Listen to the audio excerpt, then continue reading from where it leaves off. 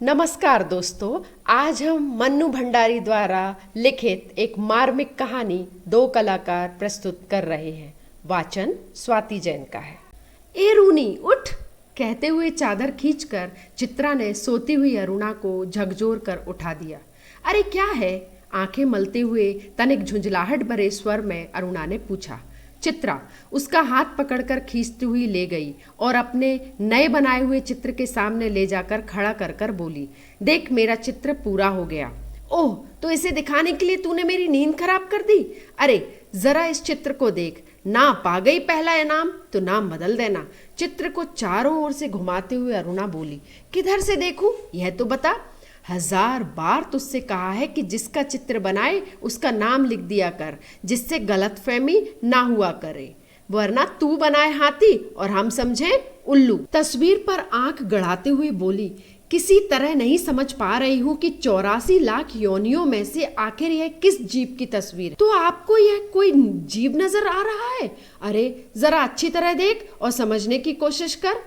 यह क्या? इसमें सड़क, आदमी, ड्रम, बस, मोटर, मकान सब एक दूसरे पर चढ़ रहे हैं, मानो सबकी खिचड़ी पका कर रख दी हो। क्या घनचक्कर बनाया है? यह कहकर अरुणा ने चित्र रख दिया। जरा सोचकर बता कि यह किसका प्रतीक है? तेरी बेवकूफी का, आई बड़ी प्रतीक वाली। अरे जनाब, यह चित्र आज की दुनिया में कंफ्यूजन का प्रतीक है, समझी? मुझे तो तेरे दिमाग में कंफ्यूजन का प्रतीक नजर आ रहा है।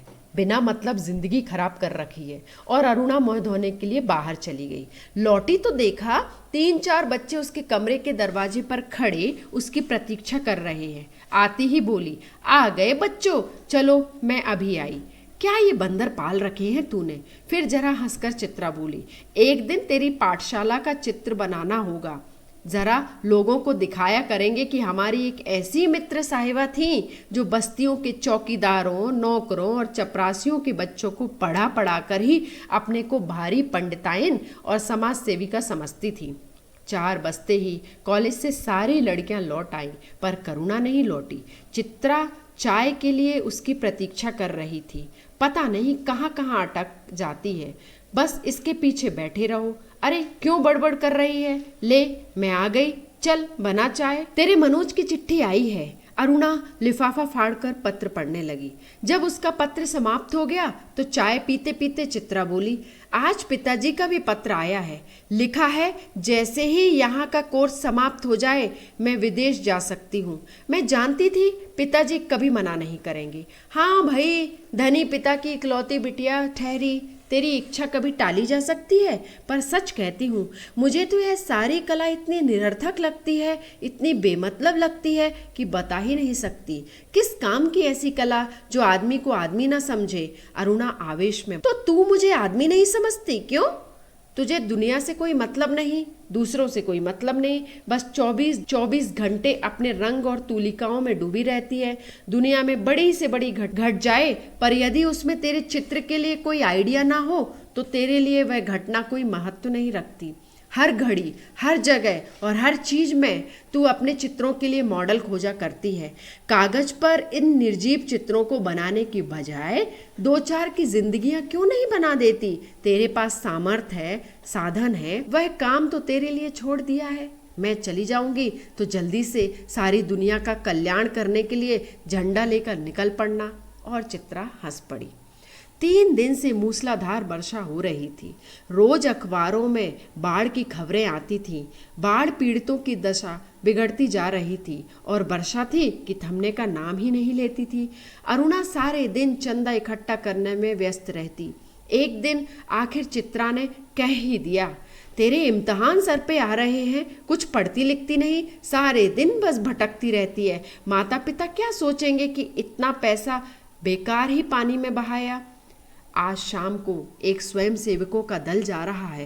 प्रिंसिपल से अनुमति ले ली है, मैं भी उनके साथ जा रही हूँ। चित्रा की बात को बिना सुने उसने कहा। शाम को अरुणा चली गई। 15 दिन बाद वह लौटी तो उसकी हालत काफी खस्ता हो रही थी। सूरत ऐसी निकल आई थी कि मानो 6 महीने से बीमार हो। चित्रा उस समय अपने गुरुदेव के पास गई हुई थी। अरुणा नहा धोकर खा पीकर लेटने लगी। तभी उसकी नजर चित्रा के नए चित्रों की ओर गई। 3 चित्र बने रखे थे, तीनों बाढ़ के चित्र थे। जो दृश्य वह अपनी आंखों से देखकर आ रही थी वैसे ही दृश्य यहाँ भी अंकित थे। उसका मन जाने कैसे कैसे हो गया। शाम को चित्रा तो अरुणा को देखकर बड़ी प्रसन्न हुई। क्यों चित्रा, तेरे जाने का तय हो गया? हाँ, अगले बुधवार को मैं घर जाऊंगी और बस एक सप्ताह बाद हिंदुस्तान की सीमा के बाहर पहुंच जाऊंगी। उल्लास उसके स्वर में झलका पड़ रहा था। सच कह रही हूँ, तू चली जाएगी चित्रा? 6 साल से तेरे साथ रहते रहते यह बात ही मैं भूल गई कि हमको अलग भी होना पड़ेगा। तू चली जाएगी तो मैं कैसे रहूंगी? उदासी भरे स्वर में अरुणा ने पूछा। लगा जैसे स्वयं से पूछ रही हो। कितना स्नेह था दोनों में। सारा हॉस्टल उनकी मित्रता को ईर्ष्या की नज़र से देखता था। आज चित्रा को जाना था। अरुणा सवेरे से ही उसका सारा सामान ठीक कर रही थी। एक एक करके चित्रा सबसे मिल आई। बस गुरुजी से मिलना रह गया था, सो उनका आशीर्वाद लेने चल पड़ी। 3 बज गए पर वह लौटी नहीं। 5 बजे की गाड़ी से उसे जाना था। अरुणा ने सोचा वह खुद जाकर देख आए कि आखिर क्या बात है। तभी हड़बड़ाती सी चित्रा ने प्रवेश किया। बड़ी देर हो गई ना, अरे क्या करूं, बस कुछ ऐसा हो गया कि रुकना ही पड़ा। आखिर क्या हो गया ऐसा जो रुकना पड़ा तुझे? 2-3 कंठ एक साथ बोले। गर्ग स्टोर के सामने पेड़ के नीचे अक्सर एक भिखारिनी बैठा रहा करती थी। लौटी तो देखा कि वह मरी पड़ी है और उसके दोनों बच्चे उसके सूखे शरीर से चिपककर बुरी तरह रो रहे हैं। जाने क्या था उस सारे दृश्य में कि मैं खुद को रोक ना सकी। एक रफ सा स्केच बना ही डाला। बस इसी में इतनी देर हो गई। 4:30 बजे चित्रा हॉस्टल के फाटक पर आ गई, पर तब तक अरुणा का कहीं पता नहीं था। बहुत सारी लड़कियां उसे छोड़ने के लिए स्टेशन तक भी गई, पर चित्रा की आंखें बराबर अरुणा को ढूंढ रही थीं। 5 भी बज गए। रेल चल पड़ी, पर अरुणा ना आई सो ना आई। विदेश जाकर चित्रा तन मन से अपने काम में जुट गई। उसकी लगन ने उसकी कला को निखार दिया। विदेशों में उसके चित्रों की धूम मच गई। भिखारिन और 2 अनाथ बच्चों के उस चित्र की प्रशंसा में तो अखबारों के कॉलम भर गए। शोहरत के ऊंचे कगार पर बैठ चित्रा जैसे अपना पिछला सब कुछ भूल गई। पहले वर्ष तो अरुणा से पत्र व्यवहार बड़े नियमित रूप से चला, फिर कम होते होते एकदम बंद हो गया। पिछले 1 साल से तो उसे यह भी नहीं मालूम था कि वह कहाँ है। अनेक प्रतियोगिताओं में उसका अनाथ शीर्षक वाला चित्र प्रथम पुरस्कार पा चुका था। जाने क्या था उस चित्र में, जो देखता वही चकित रह जाता। 3 साल बाद जब वह भारत लौटी तो बड़ा स्वागत हुआ उसका। अखबारों में उसकी कला पर, उसके जीवन पर अनेक लेख छपे। पिता अपनी इकलौती बिटिया की इस सफलता पर बहुत प्रसन्न थे। दिल्ली में उसके चित्रों की प्रदर्शनी का विराट आयोजन किया गया। उद्घाटन करने के लिए चित्रा को ही बुलाया गया। उस भीड़ भाड़ में अचानक उसकी भेंट अरुणा से हो गई। रूनी कहकर वह भीड़ की उपस्थिति को भूलकर अरुणा के गले लिपट गई। तुझे कब से चित्र देखने का शौक हो गया रूनी? चित्रों का नहीं, चित्रा को देखने आई हूं। तू तो एकदम भूल गई। अरे ये बच्चे किसके हैं? 2 प्यारे से बच्चे अरुणा से सटे खड़े थे। लड़के की उम्र कोई 10 साल की होगी तो लड़की की कोई 8। मेरे बच्चे हैं और किसके? ये तुम्हारी चित्रा मौसी हैं। नमस्ते करो अपनी मौसी को, अरुणा ने आदेश दिया। बच्चों ने बड़े आदर से नमस्ते किया, पर चित्रा अवाक होकर कभी बच्चों को और कभी अरुणा का मुंह देख रही थी।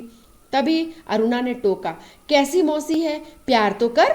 और चित्रा ने दोनों के सिर पर हाथ फेरा प्यार का। अरुणा ने कहा, तुम्हारी ये मौसी बहुत अच्छी तस्वीरें बनाती हैं। ये सारी तस्वीरें इन्हीं की बनाई हुई हैं। आप हमें भी तस्वीरें दिखाइए, बच्चों ने फरमाइश की। चित्रा उन्हें तस्वीरें दिखाने लगी। घूमते घूमते वे उसी भिखारिन वाली तस्वीर के सामने आ पहुंचे। चित्रा ने कहा, यही वह तस्वीर है रूनी जिसने मुझे इतनी प्रसिद्धि दी है। ये बच्चे रो क्यों रहे हैं मौसी?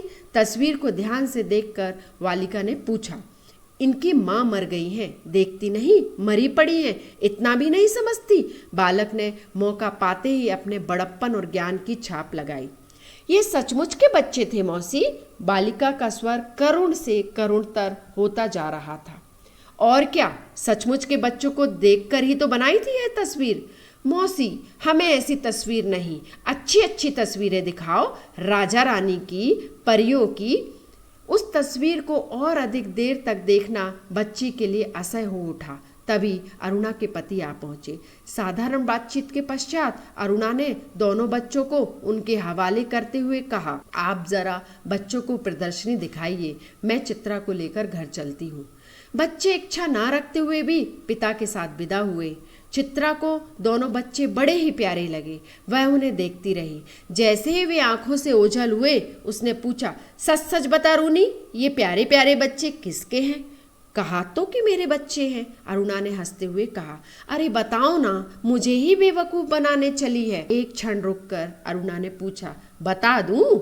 और फिर उस भिखारिन वाले चित्र के दोनों बच्चों पर अंगुली रखकर बोली, ये ही वे दोनों बच्चे हैं। क्या? चित्रा की आंखें विस्मय सी फैली रह गईं। क्या सोच रही है चित्रा? कुछ नहीं, मैं सोच रही थी कि, पर शब्द शायद उसके विचारों में ही खो गए। धन्यवाद। तो दोस्तों, आपको मेरा वाचन कैसा लगा? अगर आपको मेरा वाचन पसंद आया हो तो लाइक करें, सब्सक्राइब करें और शेयर करना ना भूलें। और हाँ, एक और बात, पास में लगे बेल आइकन का बटन ज़रूर दबाएं। धन्यवाद।